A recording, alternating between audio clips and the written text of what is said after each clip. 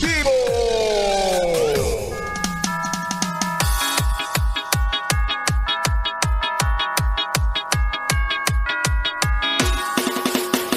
Yes, pre! Ang bilis ng oras, sing bilis ng pagpapatakbo ng driver mo. Hoy, kuya, dahan-dahan! Oo, nagmamadali ako sa lakad ko pero hindi ako nagmamadaling makita si San Pedro. Si kuya hataw na hataw eh. Kuya, yung speed limit! Alam nyo, may mga driver talaga na smooth lang na magpaandar ng sinasakyan nyo, diba? Kumbaga, takbong pogi lang daw. Pero yung iba naman talagang hataw. Brum brum kung brum brum. Yung tipong nalulukot na yung pagmumukha mo dahil sa bilis ng paspas ng hangin. Diba? Well, at least, sabi niya, hindi ka malilate. Kaya pasalamat talaga tayo sa mga nagmamaneho ng buong pag-iingat. Tayong hinahatid sa ating bahay, sa gala, sa school, or sa trabaho. Dahil dyan, palakpakan po para sa inyong lahat. Ayan, naway laging ligtas ang inyong bawat biyahe sa lahat ng inyong dinadaanan. Naway laging nakakondisyon ang inyong sinasakyan at maayos rin nawang magmaneho ang inyong mga kasabayan sa daan. Yan, ingat po kayo palagi at mabuhay po kayong lahat. At ingat-ingat po ngayon lalo na no na tag-ulan na. Umuulan-ulan po dito sa Metro Manila kaya si Biboy Bibo magmomotor pa uwi. Hindi ko na lang alam, no? Mukhang mababasa na naman ako. Makikita niyo naman si B-Boy na wet na wet.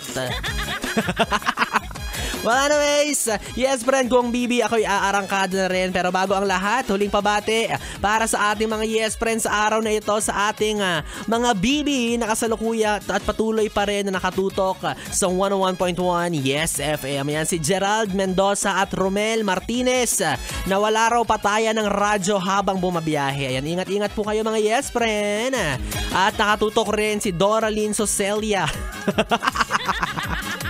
Natawa ko bigla, sorry. Naalala ko yung naalala ko sa apelido niya si Ganda Wanda.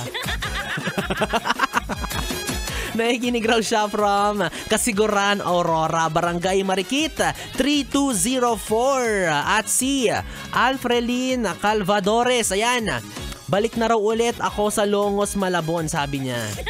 Bakit? Ang gagawin ko dyan? And then, nagpakwek-kwek kasi ako dyan. Nagpakwek-kwek at tokneneng si B-Boy Bibo sa Longos, Malabon noong kamakailan. O, nagustuhan nila yung mainit at malaki kong kwek-kwek.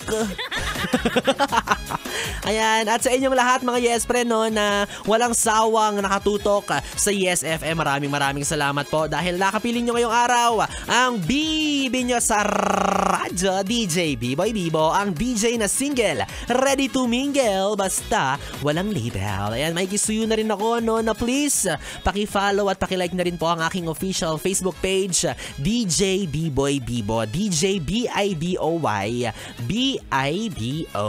Oo, magwa 1,000 likes na tayo. Finally, 1,000. At pag nag-1,000 na yan hoy promise ko sa inyo next week, pag nag-1,000 na yung Facebook page ni DJ B-Boy Bibo, mamimigay ako ng 1,000 piso. Promise yan. Oo, May 30, abangan nyo, mamimigay si B-Boy Bibo ng 1,000 petot pag umabot ng 1,000 followers.